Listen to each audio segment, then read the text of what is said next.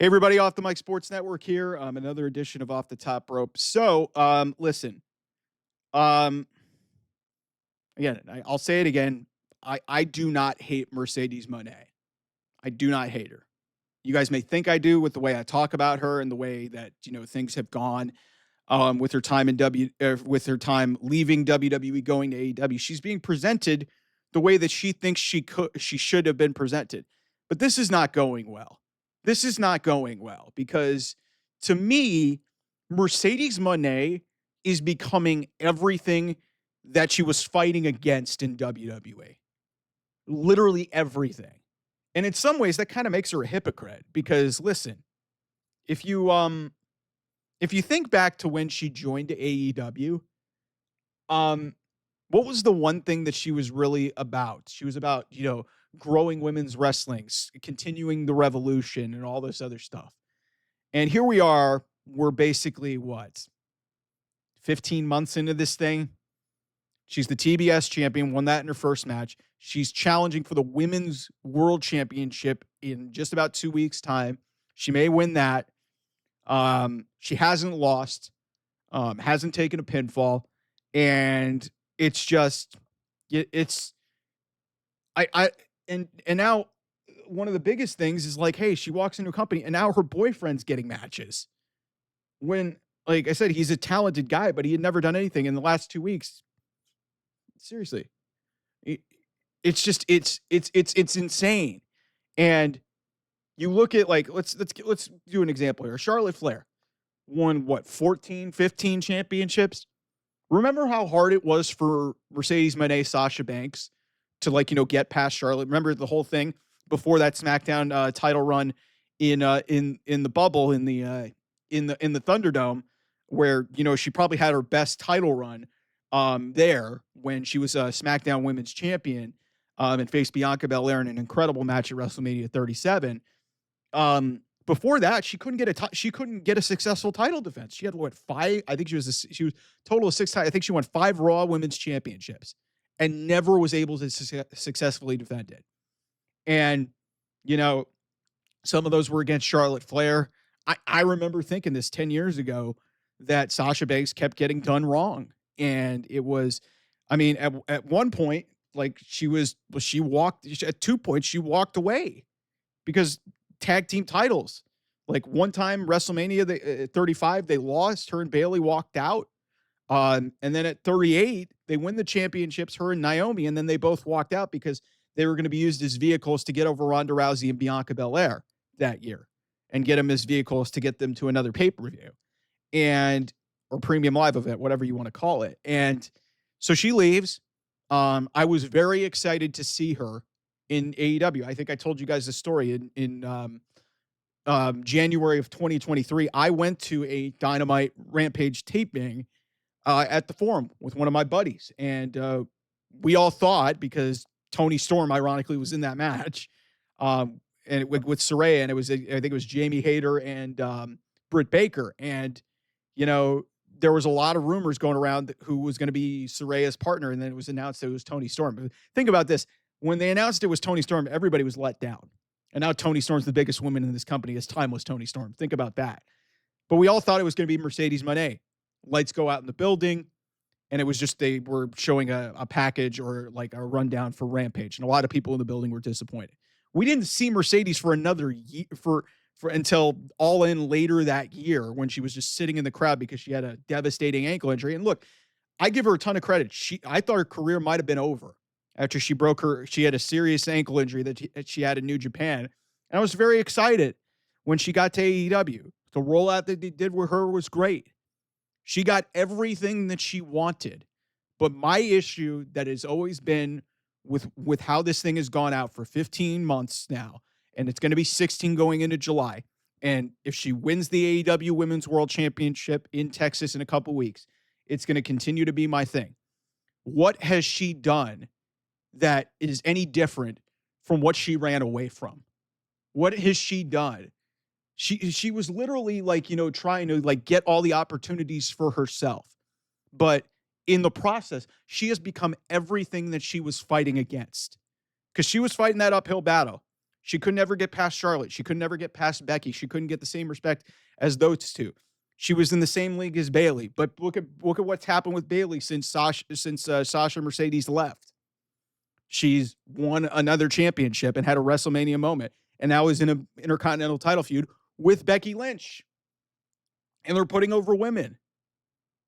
And yes, I understand that she has won a lot of matches and she has put on a lot of great performances and she has been really great, but she is overcompensating.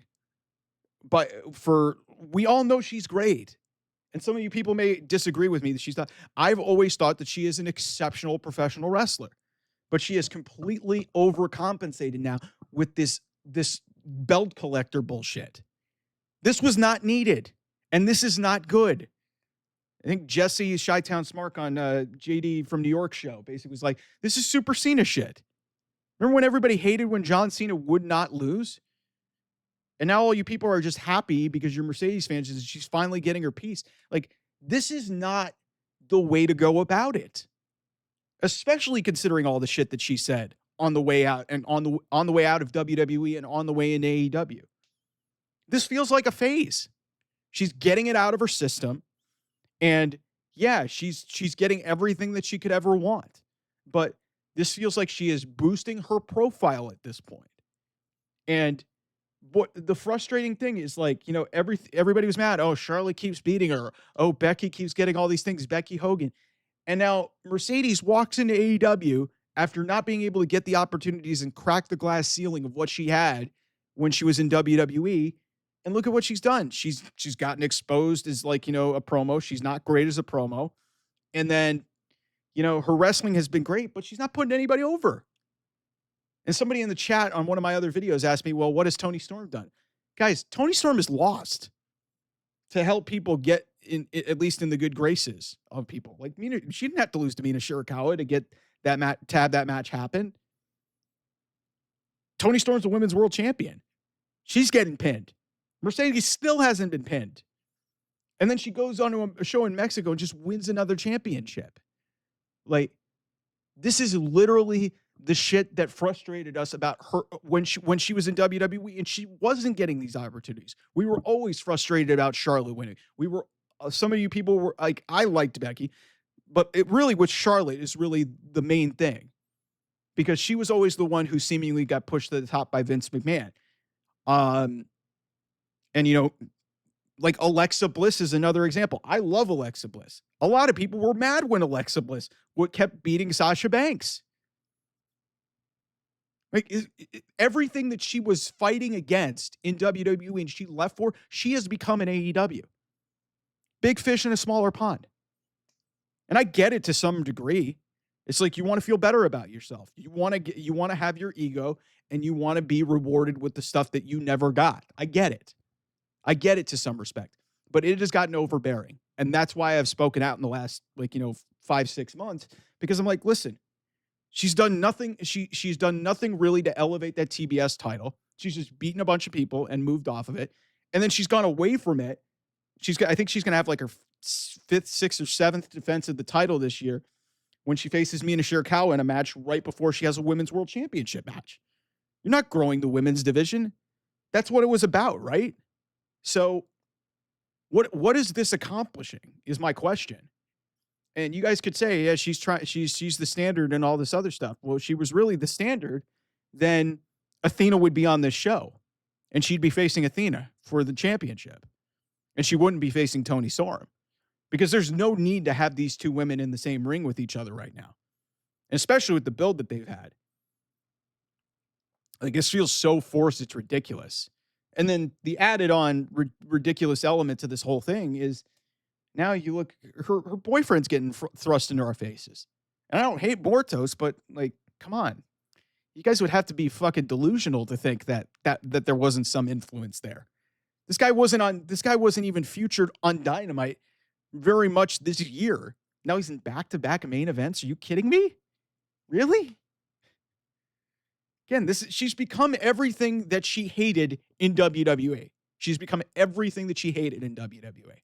And that is the reason why I have been consistently frustrated. And you guys can argue with me until you're blue in the face and basically tell me, well, she deserves this. She deserves it. Yeah, to some degree, she deserves it, but she doesn't deserve 7 fucking championships. And she doesn't deserve to be winning every fucking match that she has.